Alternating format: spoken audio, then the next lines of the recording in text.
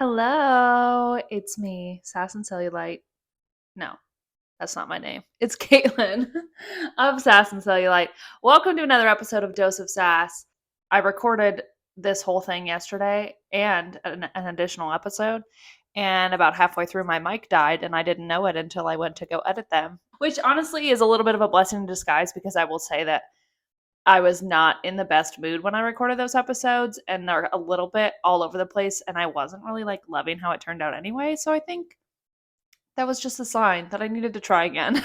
So, welcome to take two of this episode, which I split into two yesterday, and I'm not even going to do that anymore. It's just going to be one big episode. So, this is part two of kind of my history, kind of my life story. If you didn't listen to the last week's episode, How Are You So Confident? I dive into a little bit of my body image journey, my confidence journey, and some of the milestones from that story time will probably come up in today's episode because what I'm going to talk about today, which is my relationship with food, is very intertwined with my body image journey. So today I'm going to dive a little bit into my history with my relationship with food, what it looks like now. Specifically, I'm going to talk about some red flags in my relationship with food that you can be on the lookout for. And if these sound like you, if they sound familiar, and you're like, where the heck do I go from here? I've got tips for you too. So stick around to the end of this episode. I feel like after sitting through what I recorded yesterday, I was relying heavily on kind of this baseline of information that I'm assuming my audience knows. And I just feel like I need to actually repeat some of the assumptions I'm making. If you didn't listen to my very first episode, 26 Hills I Will Die On, and maybe you didn't hear the premise, the foundation of my current beliefs about diet culture and all of that, I'm going to repeat some of them for you here because it's important having that as baseline knowledge going into the rest of this episode. So the first thing I need to make sure that we're on the same page about is that diets don't work. Dieting doesn't work. And if you're thinking, well, yeah, some of them do, I've definitely, they've worked in the past. Have you ever wondered why it worked one time and it's never worked again? Because your body realized what you're doing. Our body is trying to protect us. Diets have an over 95% fail rate. If diets worked, why are there so many of them with different conflicting rules? If diets worked, why is it a $90 billion industry? The diet culture industry, the diet industry, the wellness industry, the weight loss industry is not interested in your health. Spoiler alert, they're interested in your money. There's a reason they don't work. They're relying on repeat customers. They don't want it to work for you. They want your money. They want you to try it again. And they tell you that it's your fault. You didn't stick to it well enough. You didn't try hard enough. You don't have enough self-control. That's not the problem here. Diets don't work. They're not good for you, and they're not healthy. So that's the baseline information I need you to have going into the rest of this episode. I just needed to I just had a feeling that I needed to say that in case you haven't heard that. And if that is brand new information for you and you're like, whoa, you just opened a can of worms and my life is turned upside down, keep listening. I've got resources for you if this is brand new information and you're like, where do I go from here? So all that being said, I want to touch a little bit on my history with my relationship with food, with diet culture, some red flags to look out for, and then I'll give you some tips for moving forward. So if you listened to the body image episode, you'll know that in my sophomore year of college, I switched my major from theater to marketing. Now you might go, what the heck does that have to do with my relationship with food? Well, theater growing up, dance, all of that had been my activity, my way of staying physically active for most of my life. So like anybody who grew up doing something active, whether it was a sport or anything, when you stop doing that, your body's probably going to change in some way. And for me, at the same time, I was also increasing my food intake. I had gotten to college. You have all sorts of new autonomy. I was also struggling with an eating disorder I didn't know about yet. And at the same time as stopping my activity, my eating habits were way out of control. And I didn't notice that I had an issue until I started to notice that I was gaining weight. And unfortunately, at the time, I saw the weight gain as the problem, when that was just the symptom. So I actually like sought out going to therapy because I was like, clearly my eating habits are out of control. I'm gaining weight. I don't have any control around food. I feel crazy. And I thought that if I got that under control and I stopped gaining weight and maybe I even lost weight, then everything would be fine again. I didn't know that actually the problem isn't that my body is changing. The problem is that I've been on the diet restrict cycle my entire life. And that's the actual root of the problem is diet culture, not your lack of self-control, not your eating habits, not your weight gain. So sophomore year of college, I go, hey, maybe what I'm doing with food is not normal. Something's up there. Fast forward like 3 years, and I'm like, wait a second. Maybe I'm not crazy. Maybe this diet restrict cycle is just not what I'm supposed to be doing. And I've just been on a behavior loop that makes no sense. And so let me share some of the red flags that were going on at the time. Not only was I always either dieting or binging, there was absolutely no in between, but the constant food noise, and by food noise, I mean like constant thoughts about what I should or shouldn't be eating, what other people are eating, what happens if I eat this, will my body change, what happens if I don't eat this, should I eat this at all, should I go to the gym, how do I look sitting down, how does that person think I look, and what if I try this diet, and what if I try that one, and well, that one didn't work, and well, what if I just try one more time, and on a loop constantly. Does your brain sound like that right now? If so, you are absolutely not alone. And I promise you it doesn't have to. That is not a fun, normal, sustainable way to live. You do not have to feel so consumed by thoughts of food. So, all that's going on at the same time, I'm also really tied to the scale. This is another red flag. I would get up every morning and immediately step on the scale after I peed. What that number said, whether it went up or down or stayed the same, determined what I ate, what I wore, how I moved throughout the day, whether I went to the gym, my self esteem. And let me tell you another fact that I hope you already know: weight does not equal health. The number on the scale doesn't have anything to do with your overall health, your beauty, your worth, your value, how much somebody loves you. Your life does not need to be dictated by the scale. And let me give you a mini challenge. If you still have a scale and you find yourself still wanting to hop on it, maybe not every day, maybe just sometime. I'm just curious. Sorry, I'm going to go on a little tangent here for a second. I got to a place where I was like, okay, yeah, I know, like, the number on the scale doesn't matter. I don't care about the number on the scale, but like, I just want to feel better. I just want to look better. You're just fooling yourself. I don't care what the number on the scale says. I don't care what the number on my tag says. I just don't feel good. Be real with yourself right now. Would you convince yourself that you feel good if you were in a smaller size? Probably. Because I would. It wouldn't matter that I wasn't making healthy choices. It wouldn't matter that what I was doing wasn't sustainable. It wouldn't matter that my self-esteem was in the toilet. I still achieved a smaller size. No matter if you don't care about the literal number on the scale, but your mood is still dictated by the movement of it, it still has too much power over you. A piece of metal and plastic and probably maybe glass. So that was another red flag in my relationship with food. It's the constant scale monitorization.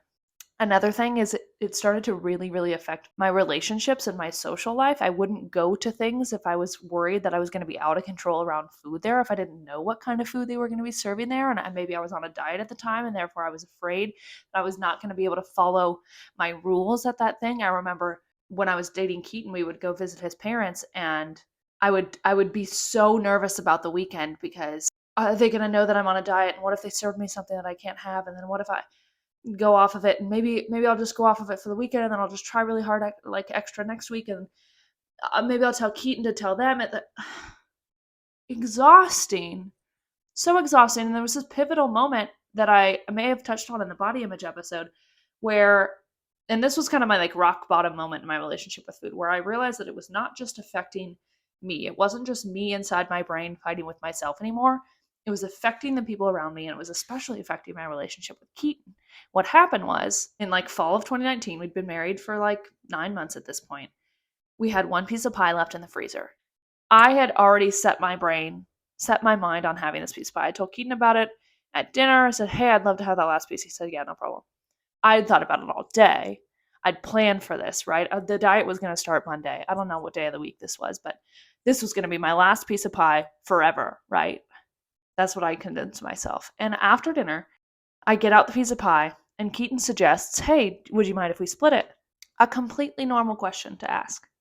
And I absolutely spiraled at the suggestion that I wasn't going to have everything that I had set my brain on, that I had been fixating on all day. And at first it was an argument about like, why can't I have the whole piece of pie, blah, blah, blah, to, oh my gosh, we're fighting about a piece of pie. What the heck is wrong with me? Why am I so out of control with food? I feel so crazy. I wish it just came easy to me. I wish I didn't have to think about what I eat all the time. And I wish losing weight was simple for me. And I wish this and I wish that. And I just absolutely went down a rabbit hole. And I'm ranting to Keaton about this the whole time. The pie's not being eaten.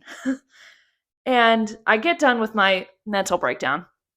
And Keaton doesn't really say much. And I was like, hello? Did you not hear everything that I just said? I'm struggling here and I don't know what to do. And he goes, babe, I'm really sorry you feel that way, but truthfully, we've had this conversation before. And it's honestly pretty draining and pretty exhausting when we've been having a perfectly normal date night and now the night is ruined because we're arguing over a piece of pie. And it's like a light bulb turned on in my brain and I went, oh my gosh. This is not just affecting me anymore. My desire to control so much about my relationship with food, every little thing that I ate, my absolute constant noise about food and body and size and weight was not just going on in my head. It was affecting my relationship. It was affecting the people around me. There's another thing that happened when I was in college where at the time I thought I was making a decision for my health, and looking back on it, I'm like, oh, I actually was sacrificing my relationships for my disordered relationship with food. I had the opportunity to either continue living with my roommates in my third year. I'd lived with them the first 2 years. They were wonderful. And I had the choice to either keep living on campus with them in a normal dorm or move off campus to an apartment with a kitchen.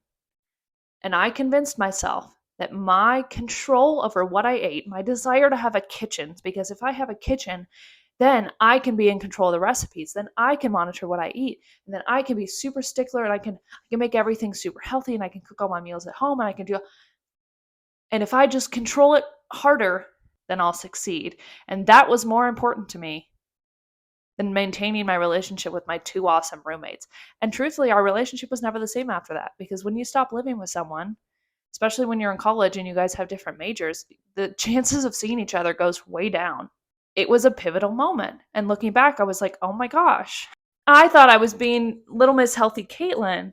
And in fact, I was prioritizing my disordered eating over people in my life. And so I had this moment with Keaton. And I went, okay, maybe the problem is not the piece of pie. Maybe the problem is not my lack of control around food. Maybe the problem is that it shouldn't feel this hard. Suggesting to split a piece of pie with my husband shouldn't send me into a mental breakdown. And so I had this eye-opening moment, and I was in therapy at this point, by the way, where I went, okay, something's got to change because I hate feeling like this. And so at this point, I started to kind of dabble into the anti-diet space. I started to go, maybe what I've been doing for the past 7+ years of my life isn't working. Maybe there's something else out there. This can't be how everybody lives forever.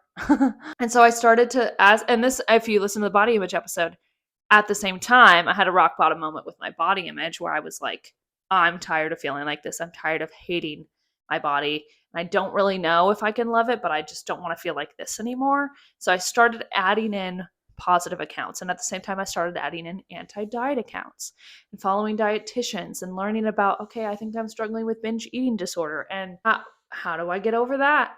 And what that looked like for me practically ended up being a bit more of a formal recovery process. I went into something called the Food Freedom Masterclass, which was an online program by Jessie Jean.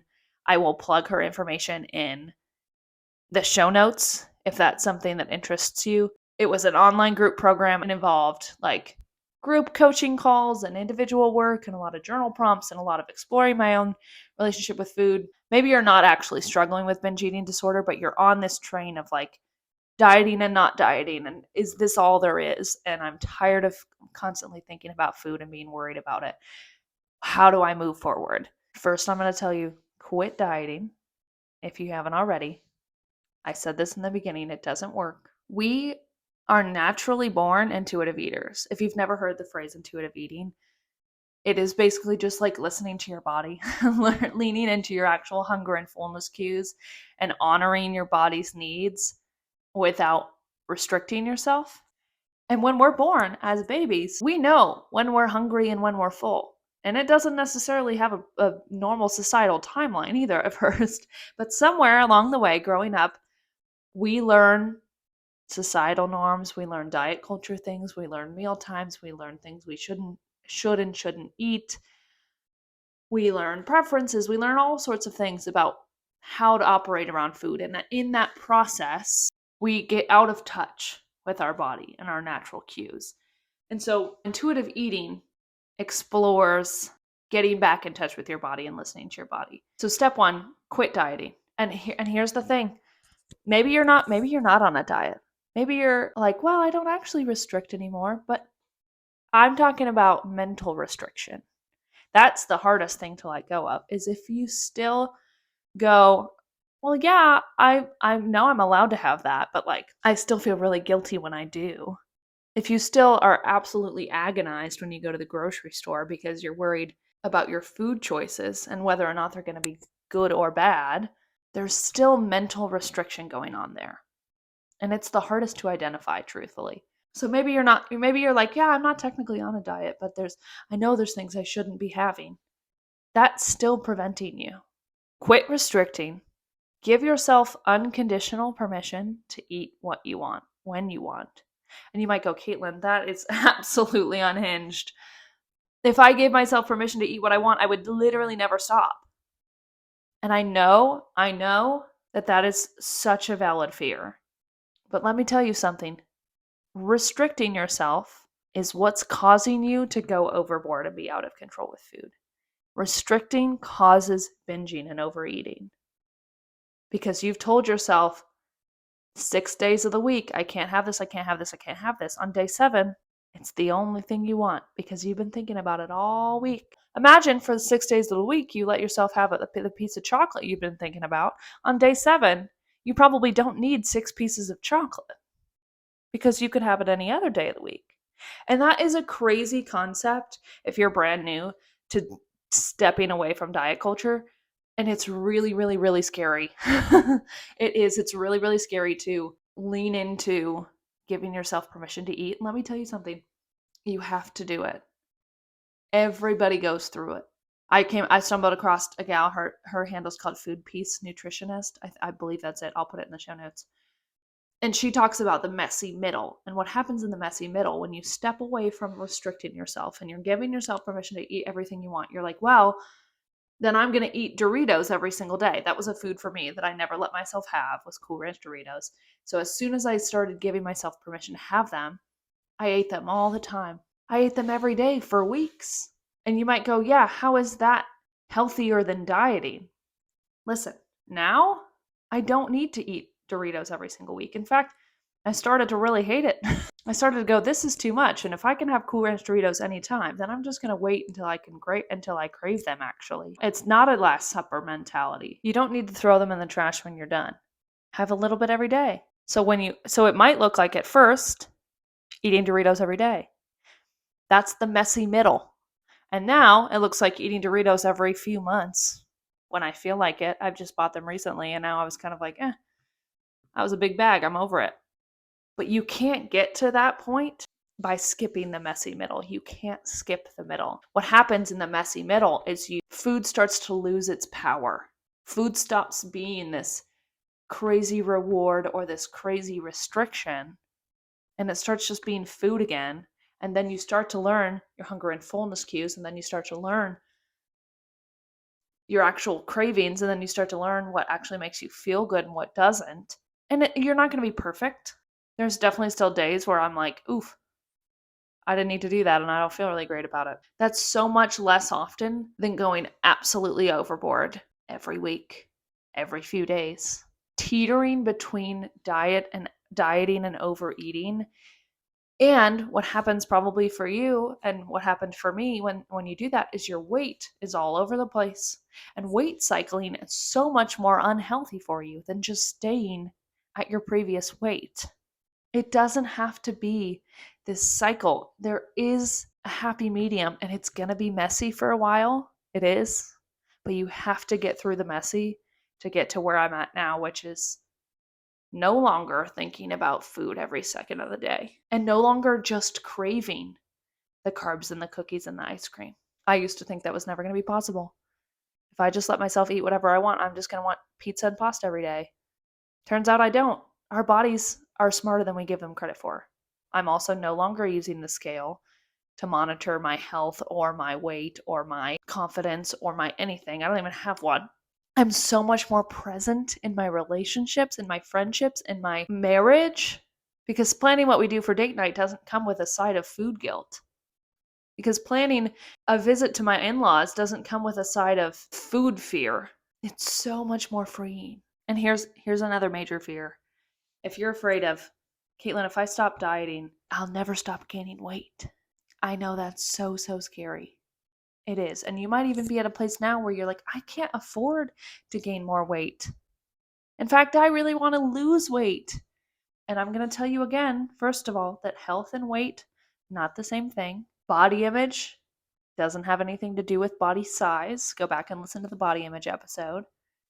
And if you want to be healthier, if you're feeling uncomfortable in your current body, focus on the habits. Focus on not how many carbs you can cut out of your day, but how many vegetables you can add. How can you add a little bit more movement in your day? And this may be so repetitive for you, but I need you to hear it. Healthy habits are healthy habits, whether or not they result in weight loss. Moving your body is good for you, period. Not because it makes you smaller, not because it helps you fit a certain aesthetic. Moving your body is good for you, period. Eating vegetables is good for you, period. Drinking water is good for you, period. Getting enough sleep, eating enough food, managing stress, spending more time off of your phone, good things, period. And if your body changes as a result of prioritizing those behaviors, wonderful.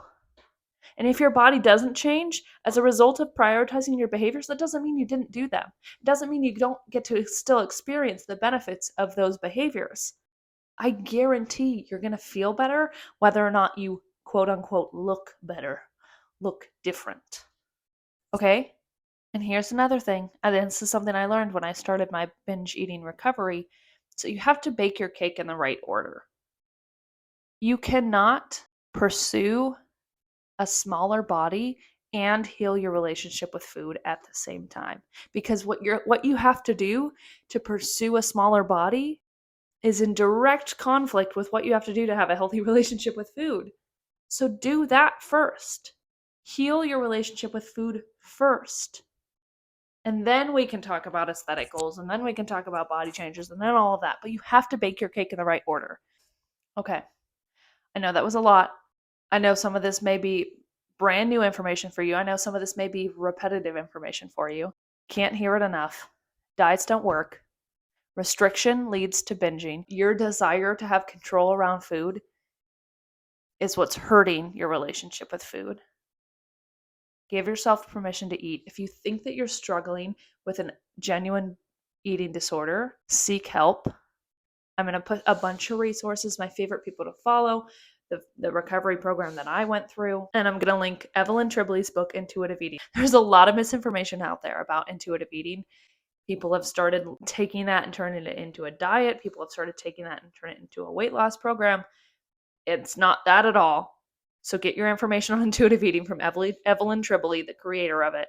I will link her book in the show notes. If you have more questions, I know this may have been a little bit all over the place, but I needed to drill home a few major points here. If you have more questions, feel free to send me a DM. Check out the resources in the show notes. There is life beyond the diet restrict cycle, and there's recovery that is possible. I love you very much. I'll talk to you soon.